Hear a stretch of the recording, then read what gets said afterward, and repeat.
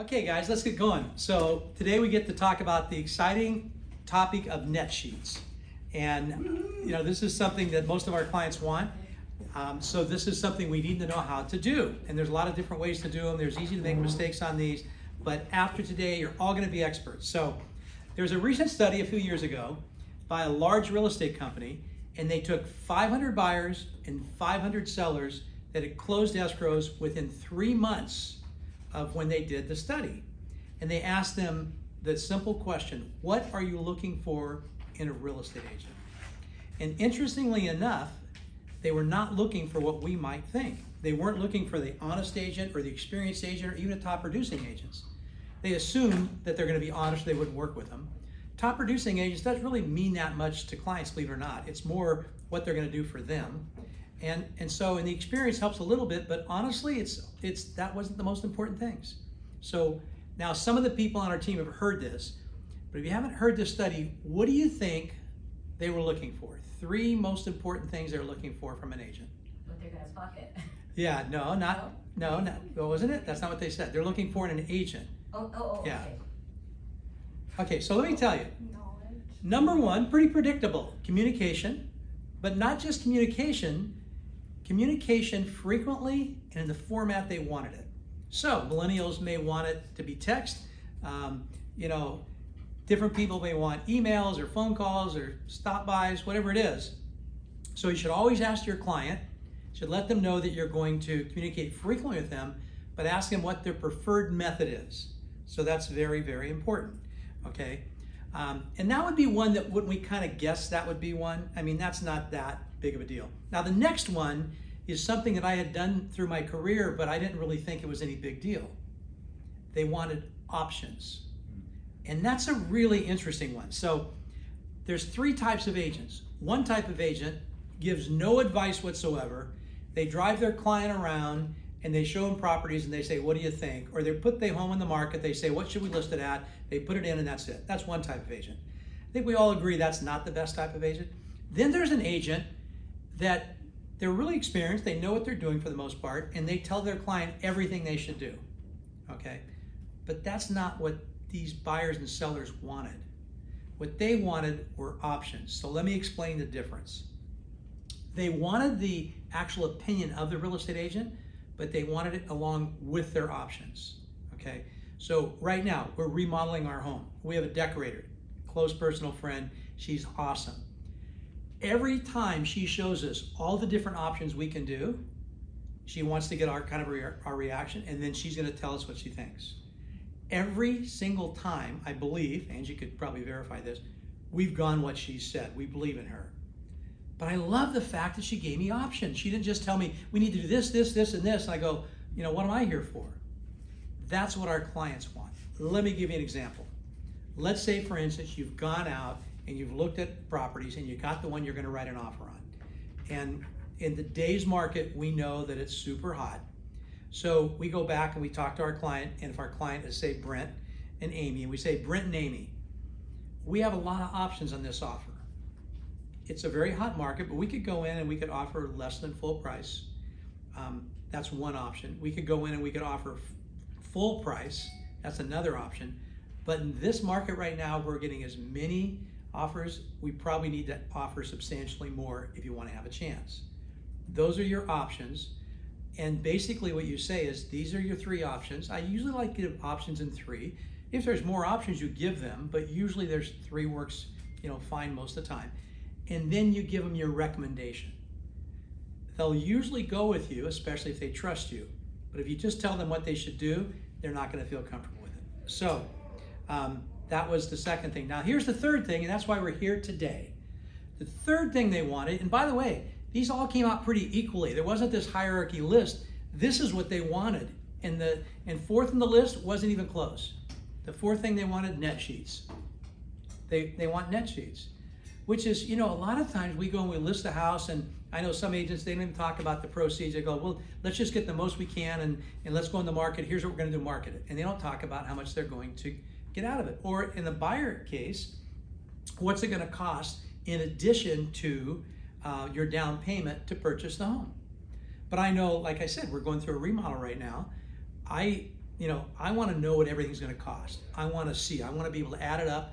I want to see if it's worth it to buy one thing over the other. Sometimes we made the choice to buy the more expensive option because we liked it. There's other times we thought that didn't make it that much of a difference. We didn't, but we wanted the options. Okay, so options are really important, but net sheets go right into options, and that is they need to know what it's going to cost. Okay, so net sheets are what we're talking about today. We need to start giving our sellers net sheets. So first of all, let's talk about, there's two types of net sheets. Buyers and sellers.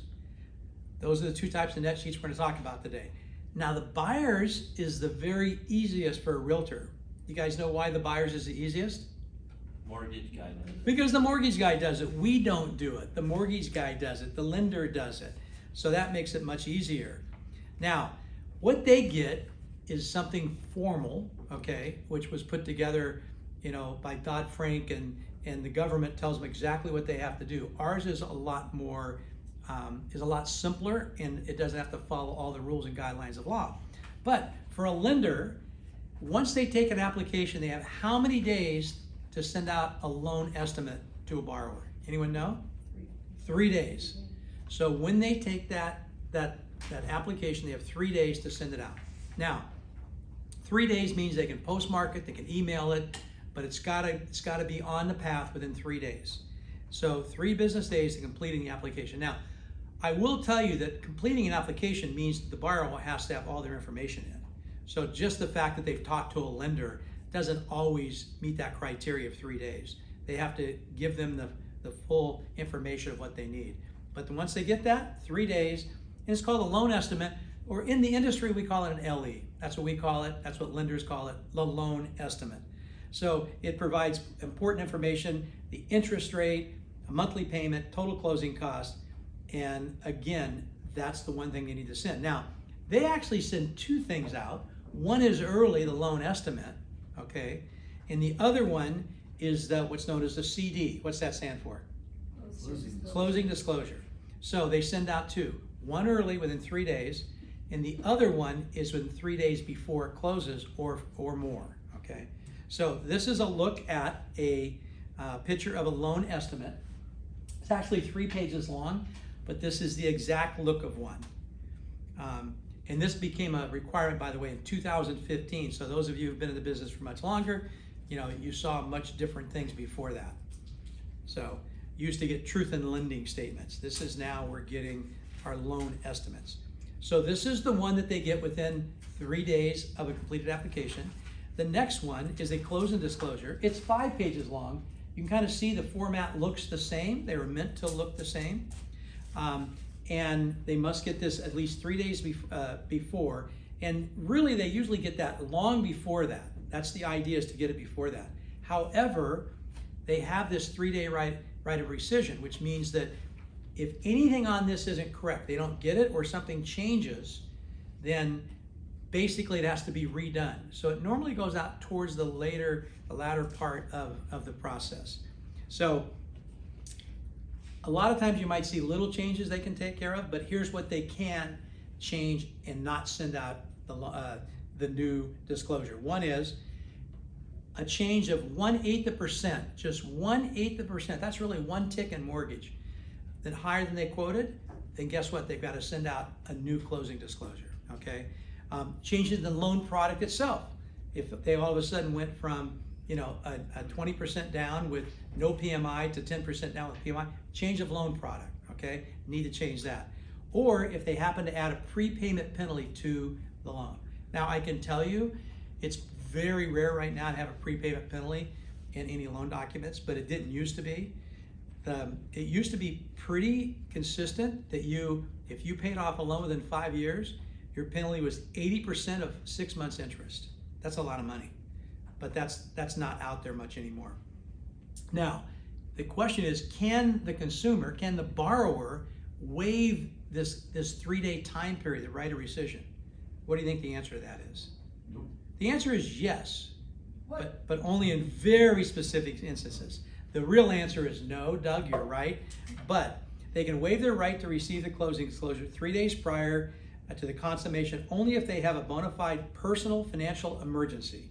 Now, that would be something like they're going to lose the home in the foreclosure, or the home is going to foreclosure, or something like that. So for all practical purposes, there really is no waiving this right, of rescission.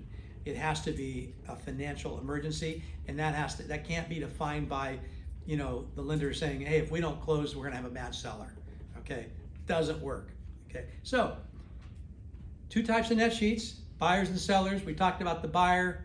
You just have to know the lender does that. You don't do that. Now, sometimes the information that the buyers do need to know, though, which is kind of in addition to the net sheet itself, is what is their home, if they're paying for any cost the sellers would normally pay for, then is there anything in there? What's their home inspection going to cost them? Things like that. You should still inform them of cost along the way that they might have that way. Okay. The inspection is the one that always comes to mind. The rest is usually covered by the lender, or it's paid for by the seller in most cases. So, okay, 2 types of net sheets: seller's net sheets, and buyer's net sheets and seller's net sheets. Now, net sheets are often referred to as seller estimated proceeds or seller's estimated closing costs. So they're referred to different things. So just remember, you might hear different language, but I'm just using net sheets as what I'm calling them. But a lot of times you'll see them on there as seller estimated proceeds or seller's estimated closing costs. So there's also 2 types of seller's net sheets. And I'm simplifying this a little bit, but there's 2 types, okay? One is going to be, what I consider just a closing cost only net sheet. That's going to be, you're just going to show the closing cost only on this. So first of all, let's talk about where you find net sheets at. You can get them a lot of places. Okay, you can get them on Matrix, that's good. You can get them on Zip Forms, the title company app. Orange Coast has a really good one.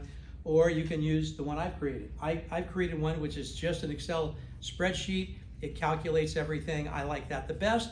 But I can tell you all of these are good. You just have to find the one you like best, okay? This is like going to the ice cream store. Not everybody likes chocolate. Some people like strawberry or, something else. So again, it's just a matter of what you like, what you become comfortable with. Once you start finding the net sheet that you like, let's say that you like the one on Zip Forms, then you'll probably just use that. That'll be your go-to form all the time. It'll be most familiar to you. And again, I do suggest you look at all of them and find out the ones that you like best. So mine is pretty simple, and it just is a simple Excel spreadsheet. It does calculate everything on it. And the thing I like about mine is that I've got lines down here, and I can add more lines if I need to, if I want to add more things on there, okay? I put all the things in that you might normally pay for, but again, then I can also add more things if I need to on there. So I like that simple spreadsheet, and that's all you need. Now, you might notice down this right here, I have all the closing costs on here, and you notice I put this little shot here, not included in the above are prorations of property taxes, association fees, or mortgage fees. I generally do not like to do a net sheet that includes all the prorations. So the 2 types, one would be the closing costs, the other would be the closing costs and the prorations. And that's a little dangerous because unless you have all the information and know exactly the payments that they made and know exactly what their balance is, and you know how to do that, you don't want to do that. Now, I've done that many times when we're coming down to the exact penny and you really need X amount to move on to your next house. But in most cases, I like to give them the closing cost. But if they want you to do that, I definitely want to see their mortgage statement. I want to find out which payments they're making. And I would even put on there, this is based upon making, your July payment, let's say if it's right now, and then also your July association payment, and the fact that your mortgage, your property taxes are all paid up through the end of July. I'd put on there, it's based on those. That way you can be accurate. It is pretty easy to prorate that's the same thing escrow has to do for a closing statement. So that's pretty easy. So again, that's the simple net sheet I have. I don't do all the prorations. I let them, but if they are that tight, then I actually go to that and I will actually do that. So any questions on that? Do you have a question, Brent? No, okay. So they're pretty easy. Now, the hardest thing about doing net sheets is not the math to them, because most of them calculate anyway. The hardest thing is making sure you get everything on there, right? So let's kind of cover that right now. You guys saw the sheets that I went over you guys with, and this is going to be what we're gonna spend the last part of this on.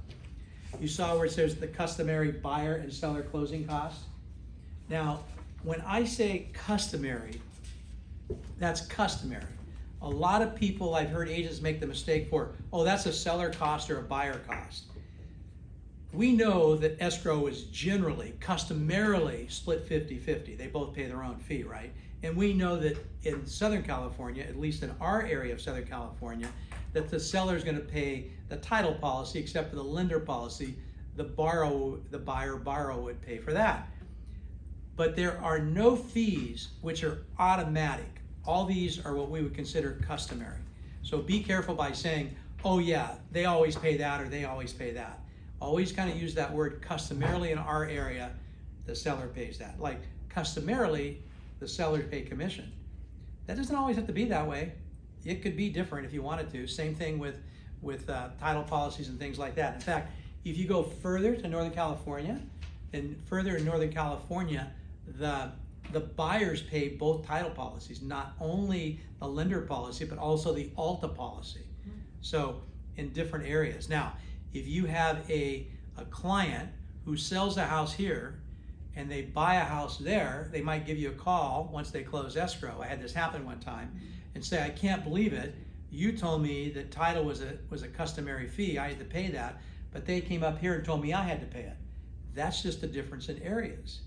I said, you know, if you'd been moving the other way, you would have liked me, but the fact that you moved that way, you didn't, but that's how it's customarily done. So again, there are no automatics. I mean, we see in offers, not in this market, but in markets where it's not as hot for sellers, that there'll be a lot of times buyers will ask for $5,000 of their closing costs to be paid for or something like that. That, I don't think I've seen an offer like that in 3 years. I mean, that's, you know, that's not an offer, that's a prayer. So, and that's not gonna be answered probably. So anyway, so here's the list of the customary buyer and seller fees. Now negotiable would be your termite inspection. Termite inspection was pretty much done by sellers for many, many years, but now that the market has warmed up, there's a lot of buyers that they're either not asking for a termite or they're doing the termite themselves to pay for it.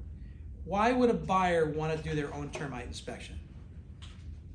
Because you can control who's doing it. Yeah, you can control who's doing it if you felt a little bit better about your termite company, and then also it wouldn't be a cost to the seller.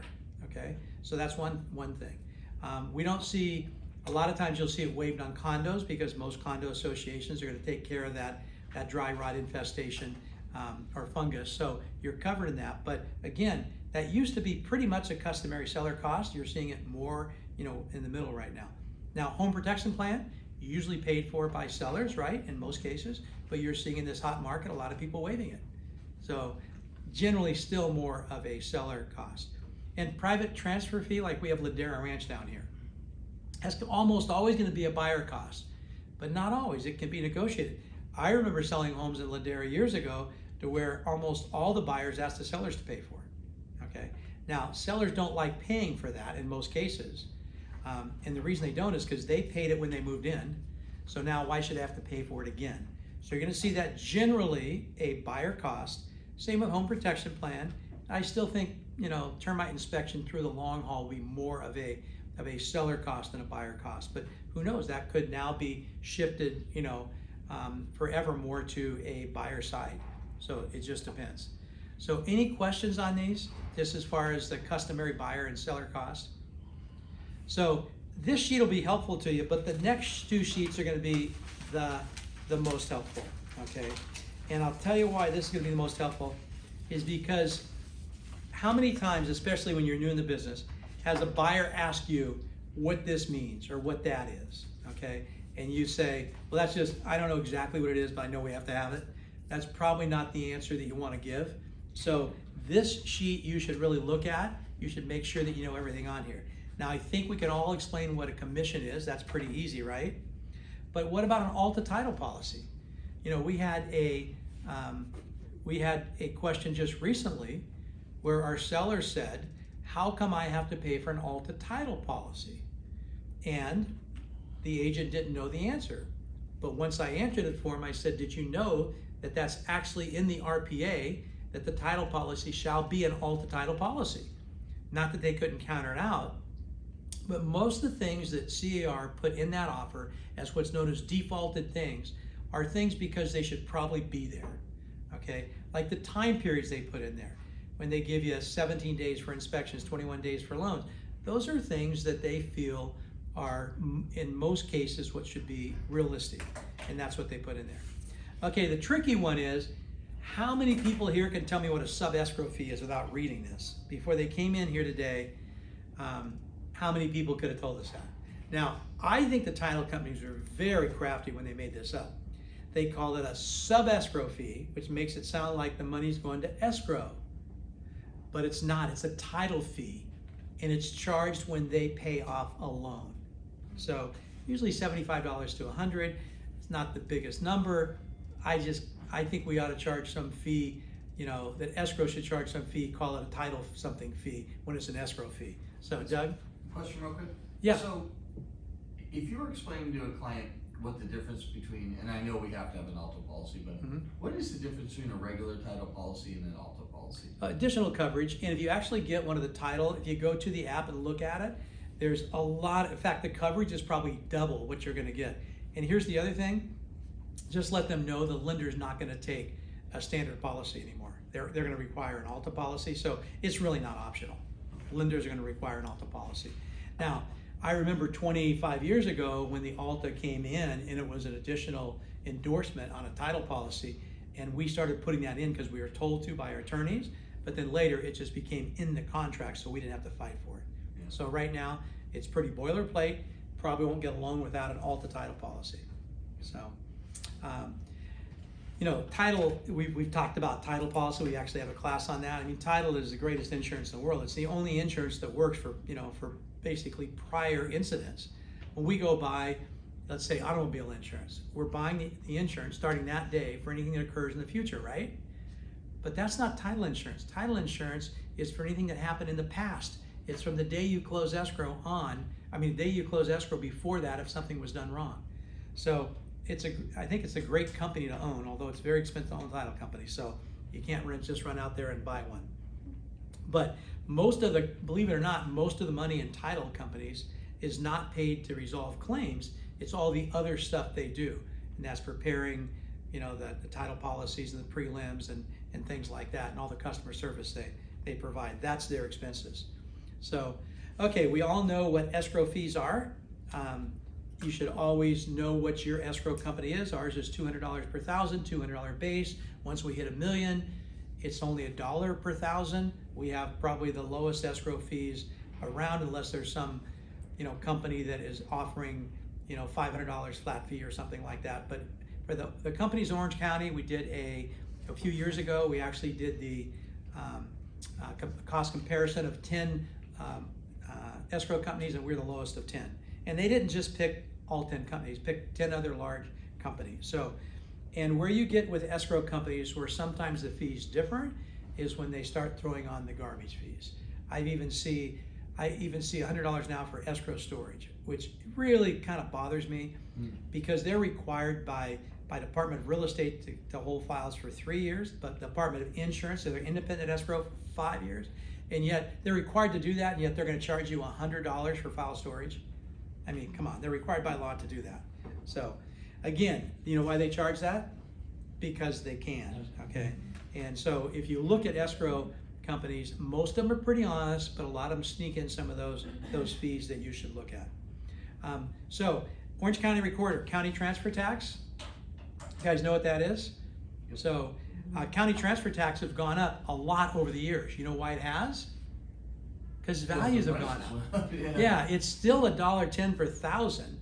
However, the $1.10 per thousand on the price of a home today is much different than it was 4 years ago, 5 years ago. So it's gone up. Also, notary fees are now $15. They've been that way for a few years. They used to be $10. So when you estimate the notary fees, you need to kind of look at what you're going to have there. Recording fees. Recording fees went up a lot. They are now $75 for one document. They used to be $15 a document. They do cap it at $225 per transaction. So if you have a lot of documents, it's $225 max. But that's been a huge increase in the last 3 or 4 years. And then property management companies. Now, there's a lot of people confuse what an HOA transfer fee is with an HOA documents. So they're two completely different things. When you open an escrow will order HOA documents, okay? That's gonna be, and there is a list of all the required documents that they must give, okay? The law, actually civil code says these are the required documents. So they send all those out and the buyers gets those. In fact, that's part of the contingency in the RPA.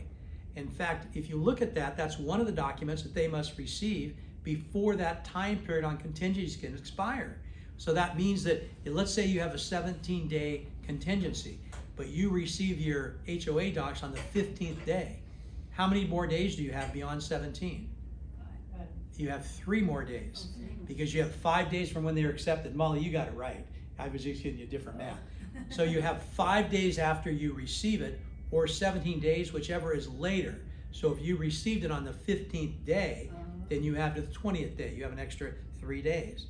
So, and a lot of people don't look at that. They look at the 17 days, but they forget the 5 days. Our escrow company is really good. I know Avi, our escrow is really good about that. They order these right away, okay? And a lot of escrow companies will not order these until they get the money from the seller, because if the escrow doesn't close, then they're sitting there with docs and no money, okay? Fortunately, Regency and Avi, our escrow, they actually will order that up front and they'll get that early. Now, the HOA does a thing, a lot of the HOAs, and they're trying to be really competitive. When they go out and they bid, they have to be competitive, and so sometimes they have to up their fees on things. So they usually have 2 fees. One is gonna be their regular fee, okay, and that'll come to you within 10 days, or the other will be expedited fee, okay? Expedited fee will be twice as much perhaps, but you'll get it within 24 to 48 hours.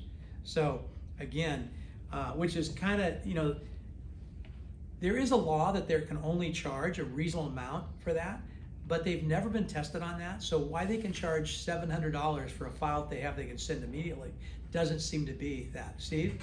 Okay, well, I dug into it real deeply, and what I found out was that the association is only charging what they are charged. It's the management company that's charging the Oh association. no, it's the management company clearly that charges, not And the that's the association. loophole. That's It's the the, loophole. HOA, Homeowners Association Management Company. So when they bid, the management company bids to get that contract. Yes. They try to go as low as they can. And so they need to make extra fees along the way in order to make a profit that's probably reasonable. See, I'm not even knocking them for it, really, but I still think it should, I'd still like them to be a little more regulated than that. You shouldn't be able to, for $800, send out something. Like for instance, Majorca condominiums are $700, I believe. Yes. $700. The Lake Mission Viejo is $100. Why is it 7 times more? They're the same thing. They have their own documents to send out, but why would one be 7 times more? It makes no sense to me. So, and I don't think that Lake Mission Viejo feels like that, oh my gosh, we're losing money on this. It's just, we're just being nice, we'll lose money. No, they're not losing money. They're looking at it, their labor time for that's probably $20. They charge $100, that's 5 times more. That should be fine. So, and I'm not sure that's the math they use, but whatever it is, they feel 100 works. So, anyway. So, HOA documents is one thing. HOA transfer fee is what they charge to take it from one name to the next name. Okay, one name to the next name. And those are generally, they can run all over the place. They can be $100, they can be $600, $700. What's the Majorcas, for instance, Steve? You know everything. Probably about $400. I thought it was closer to $350. $350, okay. So $350, $400. Now, if you want real numbers on these, you need to call the associations and find out. Also, when you open escrow and you represent a seller, depending on the time you have, you may want to not ask for the expedited HOA docs to save your seller's money. It depends on how much time you have. That's a call you have to make, but the difference from $350 to $700, it's a lot of money for a few days to me, but on the other hand, time is of the essence. So you've got to answer that question. Can I ask you a question? Does Yeah. the transaction coordinator order those docs? No, escrow orders that. Oh, escrow does. So Escrow orders I don't that. have to call. Yeah, escrow orders the HOA doc. By the way, one of the most common, I think, areas which it's filled out improperly is in the RPA itself, under 7, allocation of cost, and I think it's 7.5C, but don't quote me on that. So the first line is, and it doesn't even give an option. It says, according to civil code such and such, the seller shall pay for the HOA docs required by law. Okay, not even a place to check. then right underneath that it says buyer or seller, gives you the option, who shall pay for additional documentations requested by the HOA. Other than those required by Civil Code 4525. Yeah, so what that means is that there's ones that are required, the seller has to pay for that, but we can decide who pays the next one. Who should pay for those? Well, the buyer should pay for those, not the seller. Why do I think they should pay for it? Because if you're asking for a lot of stuff that no one else needs, then you should pay for that. That's It's not above and required. beyond. Exactly, it's not required. It's not required. So if you want it, that's great. You pay the bill. But I can tell you, almost all offers, are signed with that as a seller cost. Now, I've not seen yet to where somebody complained about it, and very rarely does a buyer make additional requests. Hey, they could go back and ask for the board minutes for 10 years. You think that's going to be a pretty bill? It's going to be a pretty bill, and guess who's paying for it? The seller, unless that box checks buyer. So I always like, regardless of what side I'm on, I think it's fair that the buyer box is checked on that 7C, whatever it is. Yeah, So 7D4 is there's no choice. Yeah. 7D5 is the choice when you're 7D5, talking okay, about. not C5, okay, but it's 7 for sure under allocation of cost, paragraph 7. So there you go. Okay, now let's look at the lender cost. Lender cost, there's really two. One's the demand fee. What is the demand? A demand is just what it is. They ask for a demand for payoff. So once escrow opens and they get the prelim, and the seller sends the information sheet in that says, this is my lender, then escrow sends out a demand, and it says, hey, how much do you owe? When was the last payment made? And what is the interest rate? What do we need to collect to close this escrow?